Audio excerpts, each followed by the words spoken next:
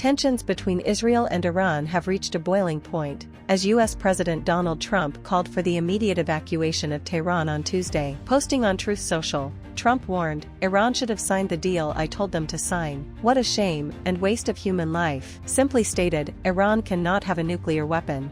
"I said it over and over again. Everyone should immediately evacuate Tehran." Meanwhile, French President Emmanuel Macron urged both Israel and Iran to end strikes on civilians and cautioned against any attempts to forcibly change the regime in Tehran.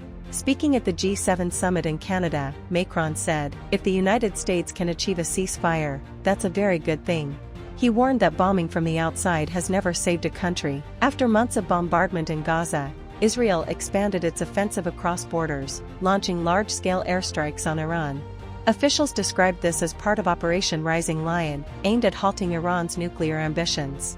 Since Friday, over 224 Iranians have been killed and more than 1,000 injured, most of them civilians. Israel reports 24 deaths, also primarily civilians. Iran, a signatory to the Nuclear Non-Proliferation Treaty, NPT, has been targeted by Israel, a country not part of the NPT, but believed to possess around 90 nuclear warheads, according to a US-based arms control center. The UN has previously passed resolutions urging Israel to renounce its nuclear arsenal and submit to IAEA safeguards. On Tuesday, Iranian media reported explosions and heavy air defense fire in Tehran and in Natanz, home to major nuclear facilities. Meanwhile, air raid sirens were heard in Tel Aviv, followed by an explosion as Iranian missiles struck the city. Reuters reported that Iran has asked Oman, Qatar, and Saudi Arabia to urge Trump to pressure Israel for a ceasefire.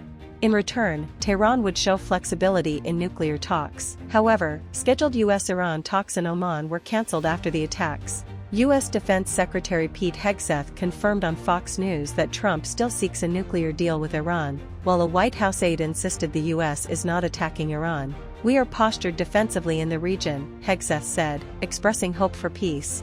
Iranian Foreign Minister Abbas Araqi stated on X that Iran would continue to respond unless Israel halts its aggression. Israeli Prime Minister Netanyahu emphasized Israel's commitment to eliminating nuclear and missile threats, giving negotiations a 60-day chance. A joint statement by foreign ministers of 20 Muslim countries, including Pakistan's Ishaq Dar, condemned Israel's attacks and called for a Middle East free of nuclear weapons. They also stressed the importance of protecting IAEA-monitored nuclear sites.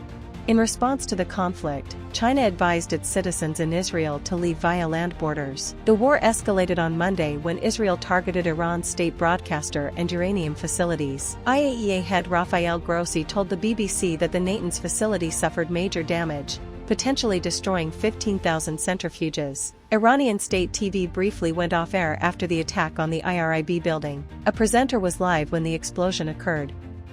The Committee to Protect Journalists condemned the strike, linking it to previous killings of journalists in Gaza. In Israel, Iran's attack also hit Haifa's Bazan Group refinery, killing 3 employees and shutting down key facilities.